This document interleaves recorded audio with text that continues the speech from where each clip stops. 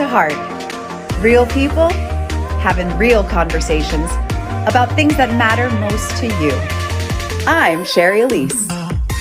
I'm Cyrus Webb. I'm Rich Osagara. I'm Patrice Tanaka. And we are Heart to Heart.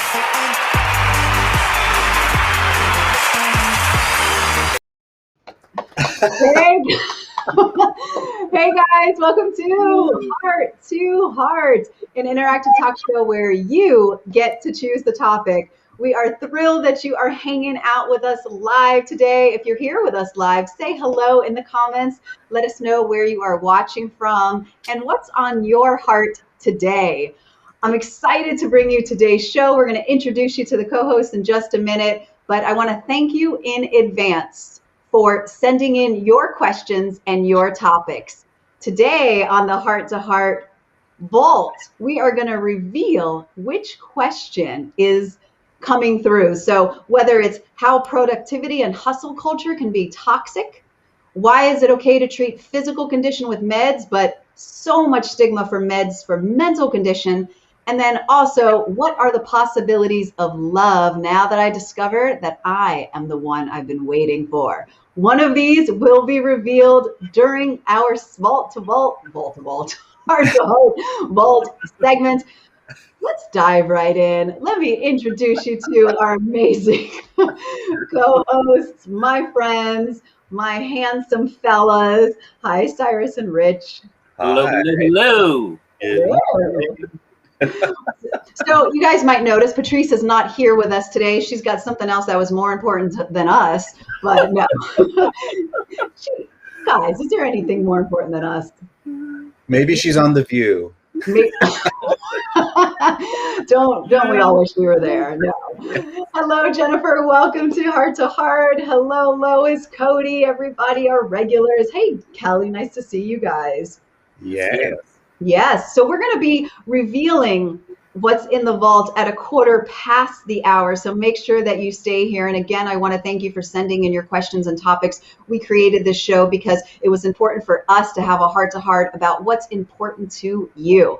But before we get into that, what's been going on with you guys? What's happening in your life, Mr. Rich? Yeah. Well, first I want to acknowledge that it's Women's History Month, the whole month of March.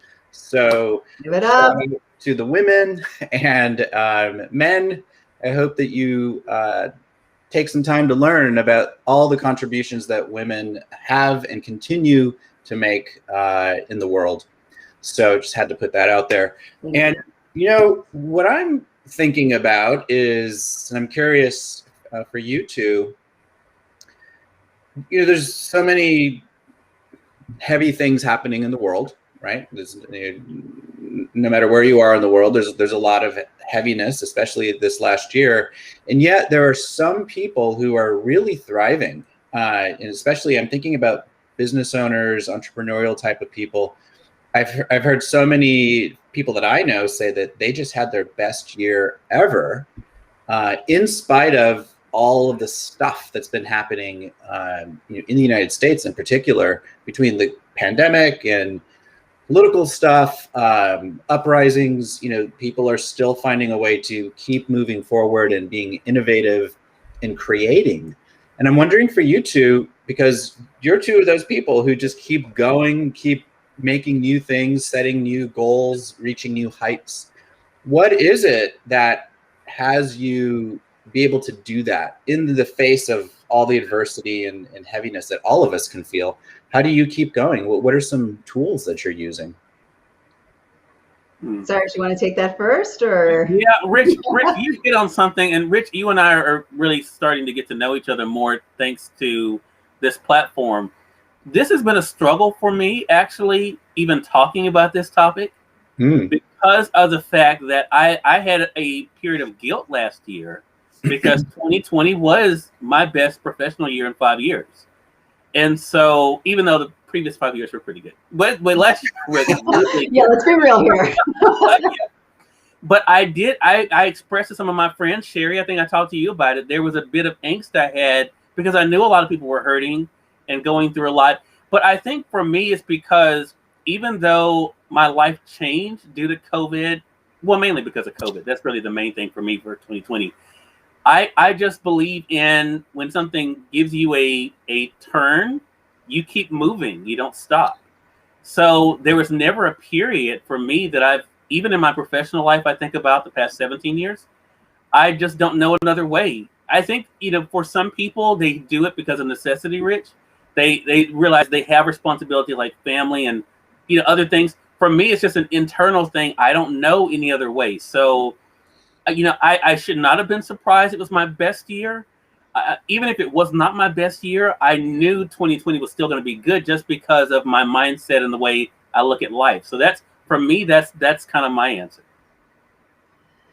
Ooh, Cyrus, you always, you're always pushing ahead, and it's interesting, Rich. It's such a good question because everybody, even you just said it, the setting goals and pushing through. And just this morning, as I was taking my walk, I was thinking about the question that came up today, and that we might dive into later about, this hustle culture and the going and the going and the going. And I thought about 2020 and all the ways that I kept going and going. But what really came up for me is that I was wanting this idea of success and what does that look like? And is it, career? Is it personal success? Like, how I feel about myself? Is it my relationship? What does that really look like? And I feel like I had really great days, really challenging days, really painful days, really like high days. And when you talk about showing up and you keep that's really all I can do is keep showing up for them, no matter what presents itself to me. And so on those really painful days when people are having a really hard time, for me, all I could do is like sit and reflect. Well, what's going on? What's going on? But I can absolutely, and I did at times, get caught up in the what's next, the what's next, or the what's next. That was just happening this morning. As I stopped and I said, all right, why don't we actually just think about where we are, what you're doing? And I started bawling on my walk this morning, and because I said to myself, you're doing enough, Sherry. Like, you've actually have come so far. And I sat in that space for a little bit today, and it was really, really healing. Really healing. As I cried, and it's so crazy that you brought this up. Yeah, so I cried because I was like wanting to go on to the next thing. And I'm like, what is that next thing going to show you, Sherry? What is that next thing going to prove to you? Is that next thing ever going to be enough? Yeah. So, I don't know if that answered your question, but it definitely, the year was up and down and all in between. Yeah. I mean, for myself as well. And I'm thinking, there's so many people who may not have the same kind of responses that we are to life. And I think that's kind of where I'm coming from with this question is, how can we help the people who watch the show who Cyrus, you touched on mindset, and Sherry, you talked about, I would call it more from a spiritual perspective, a mindfulness approach. So mindset and mindfulness, my two favorite topics. These are tools that we all have from different periods of our lives that I think at this point we just instinctively know to open up our treasure chest and to pull something out. So I'll speak for myself. I may not be always as conscious of it. I'll just go into a way to handle whatever's at hand. But not everyone has that yet. Right. And I think that was the underneath of this question is like, how can folks develop those skills or rely on when maybe they have some training there and aren't using it, because it's so much easier to just be at the effect of the world. And I think something we all have in common, and Patrice as well, is while we can be at the effect sometimes, we also know that we're here for something bigger. And speaking for myself, like I'm very connected to my mission of the impact I want to make on the planet. And I think for me, that helps me to get over myself, so to speak, because what I want to do is so much more important than just my feelings in a particular moment. And I would, just observing you two, I would say that you guys have that too. I don't know. What do you think? Rich, Samantha brings up a really good point, and it really is my mantra too. Samantha says you can only focus on what you are doing right now instead of what's next. You can't control the future, but you control the now. I know that, I mean, for some people that may not be easy to digest, but I think, and this is my opinion, and I think the reason why I was sharing with a good friend of mine today, with the reason why I don't have quote unquote bad days, is because I realize every day is a gift. And my main thing is to make the most of what's in front of me, the present that is the day. And it doesn't mean everything is going to work out perfectly or you're going to get everything done that's on that to-do list. I don't do that either. But I think, as Samantha says, just doing what you can do. And I think so many times I think we're too hard on ourselves. But I also think even with the challenges that 2020 brought for so many people, I think also maybe they may even in that not realize what they can do. I think so many times when you're facing with a challenge, you think you can't do. And I think what all of us kind of show is that even in difficult times, you can. It may look different for different people, but you can still move forward and thrive. I'd love to share. I love that, Cyrus. And I want to get back to something that you said, because as someone like yourself who does and achieves, when you don't finish your to-do list, are you hard on yourself about it, or do you just let it go? And like, where did you learn that from? You know, because so many of us can be hard on ourselves. Yeah. So, people have taught me, I mean, and that's the blessing of doing the radio show over the years. I used to be very hard on myself, and then I had a guest say to me, so many times we think about the boxes not checked instead of the ones that we were able to get past. Yeah. And I think, you know what, that's so true. It goes back to what you were saying, Rich, about mindset, and what Sherry was saying. I think a lot of times what I do now is if I don't get everything done, I said, wow, but look at what I did today. I did a lot, And so for me, I start patting myself on the back for that and say, you know what, everything else, if I'm able to, I'll move it over to tomorrow. I love it, Rich. And I think that's a tool, actually, is to look back at what you have done and have achieved. And I pulled this out because in a class that I was just in, it's my badass list. And it's about all the things, or not all, but some of my things that I've achieved in my life that I don't often look at or think about, because I'm always thinking about what I haven't done yet or what hasn't come to fruition yet. And so I think for people, when they can get stuck in, not having, or they get stuck in their situation and how scary things are, I think a great tool is to be able to look back at all the things that you have done and all the ways that you've overcome in those challenging situations, in that pain, to remind yourself of what you are capable of. Yeah. I'd love to share what Kelly said here. She said, reflect and restore. I think I've had every emotion possible in the past year. I truly had to dig deep down to keep positive and keep on healing. My health with stage 4 cancer and COVID was a really strong test, one day at a time. So that's definitely a way to do it. One day at a time, really. That's all you can do, right? Yeah. As my mom says, one step at a time. Yes, she did say that. So I love that. Yes, Yolanda, keep moving forward one step at a time, and especially in your fancy heels. Exactly. I love it. It was such a great reflection and question, Rich, because I think we all, no matter where we are in our lives, we are going to be faced with those challenges. We are going to be faced with, whether it's a pandemic or just, a personal issue that we're going through. It's really just figuring out and getting that right mindset and the heart set and whatever practice, that toolbox for it. So great points, guys. But if y'all know what's coming up now, it is the whole reason why we do this show.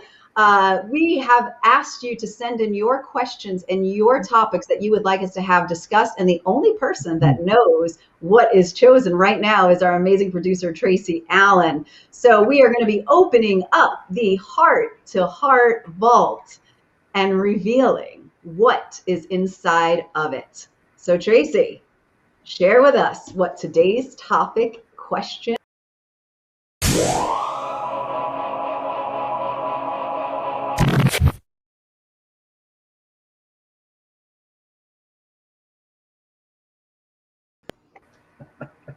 And what is inside the wall, Tracy? Share with us. The suspense. I know. Oh, how productivity and hustle culture can be toxic. Wow. Well, it looks like we could have just kept going on with the conversation. Exactly. That's funny. I love that question. I'm going to let you gentlemen, one of you, go with that first, but I just want to say I love that question because it's so prevalent right now, and especially specifically with me, which we'll talk about in a minute. But if any of you guys want to jump into this first and any thoughts you have around it. Yeah. Go ahead, Rich. Okay.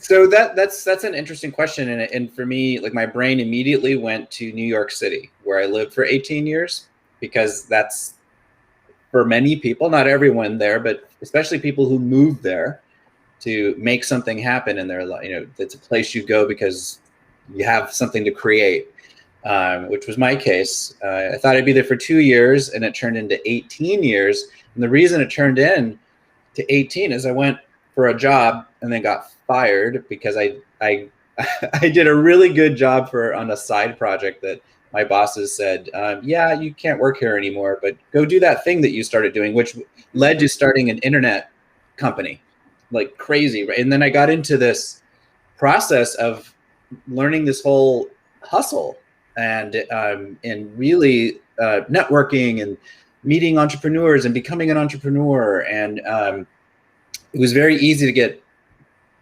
caught up. And I don't even mean that negatively, but just that was the world I became part of, making things happen. And it was exciting and energizing, right? And the energy of New York is very masculine and very, pounding. And if you pause for a second, there's a million people behind you who want your spot. So you can't stop.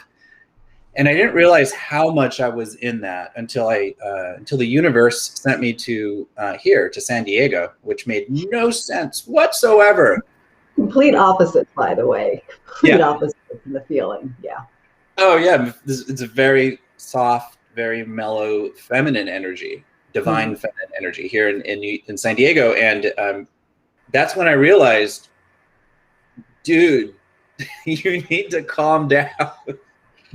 People would say to me, you're so East Coast. And I thought, I still think it's a compliment. But, that's how intense I was. And I needed a break. I needed to literally take it down and experience another way of being in the world. And so I can't say that I was in a toxic place. I mean, there were definitely lots of toxic outcomes from that, physically, mentally, spiritually. But it is good to take a break. And just find balance, if you will. And I'm not a proponent of equal balance in that sense, but we need to. There's seasons, right? And time to recalibrate is important, because if you don't, then it does become toxic. Absolutely. Sherry, you want to go ahead? No, I was saying your name. Okay. Yeah. Okay. So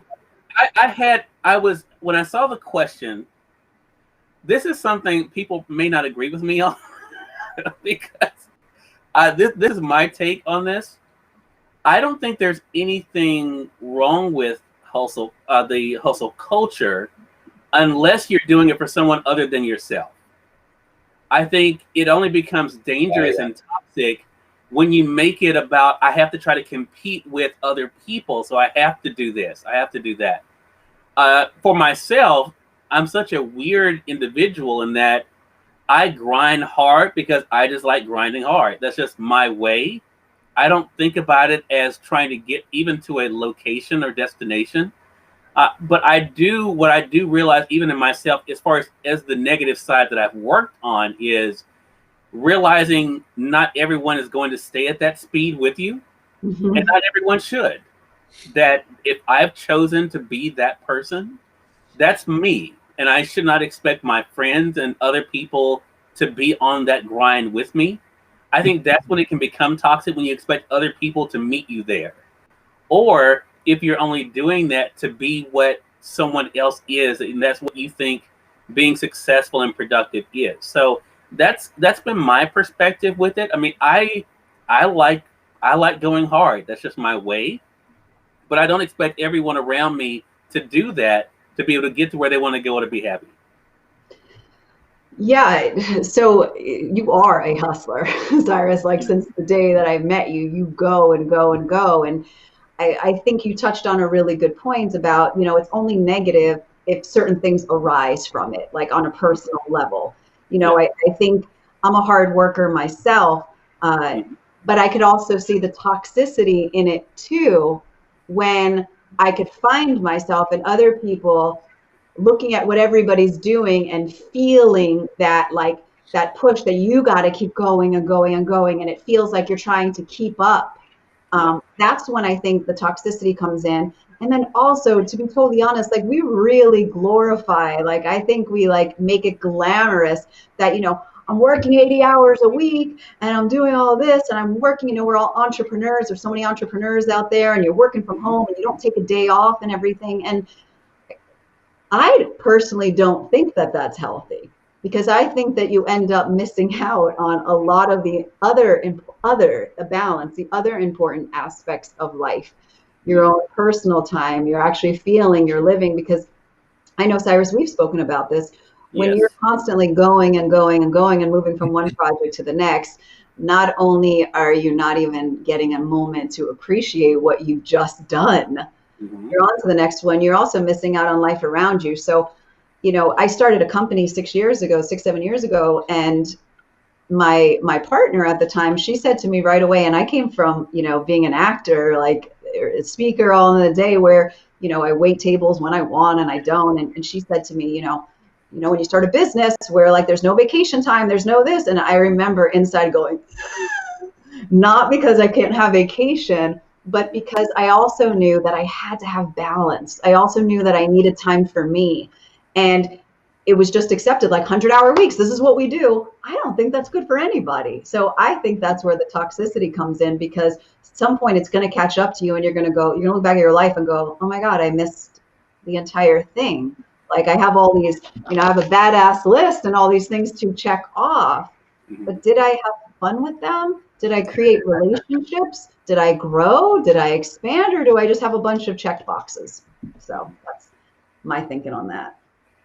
I think, Cyrus, you said something earlier about like if you're hustling for someone else and not for yourself. That really struck me.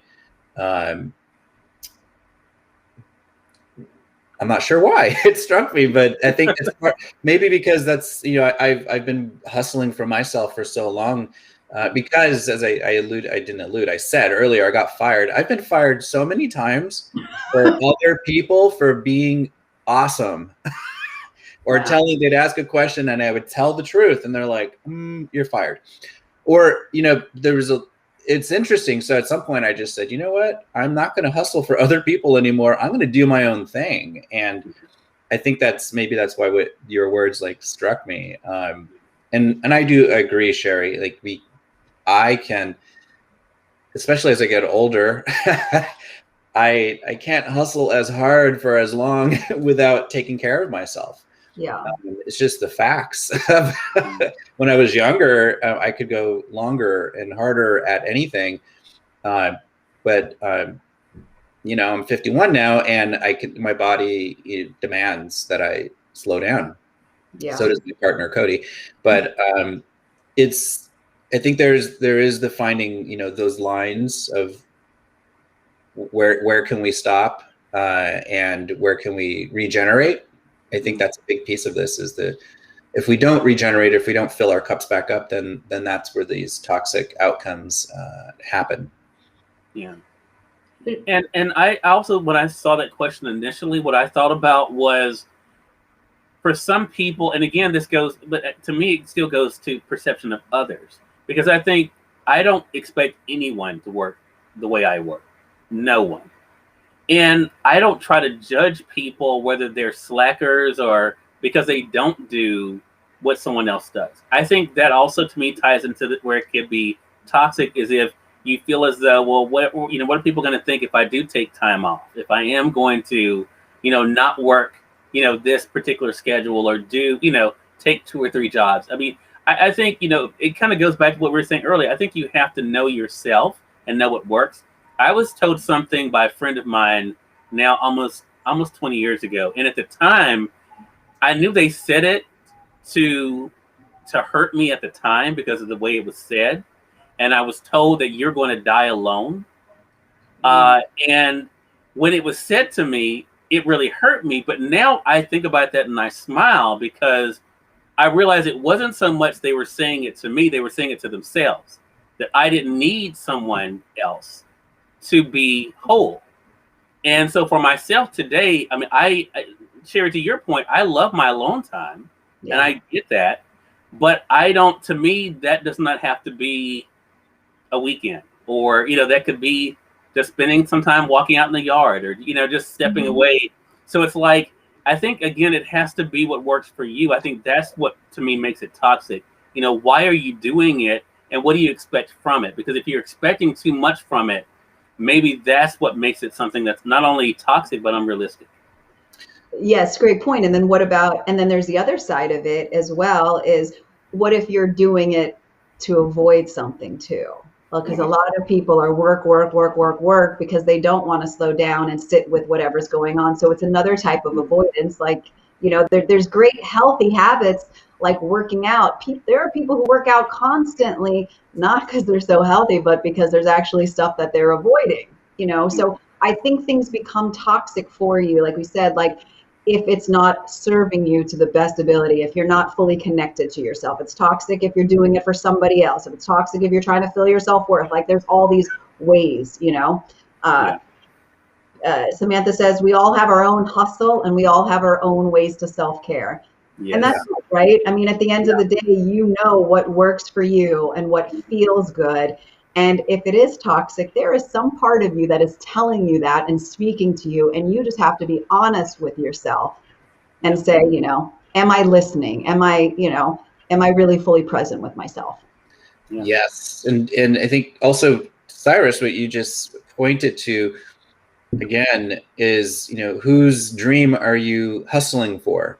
And also whose voices, I know so many of the ways of being that we take on happen when we're little kids, even babies, even in the womb, we take the imprint of our family.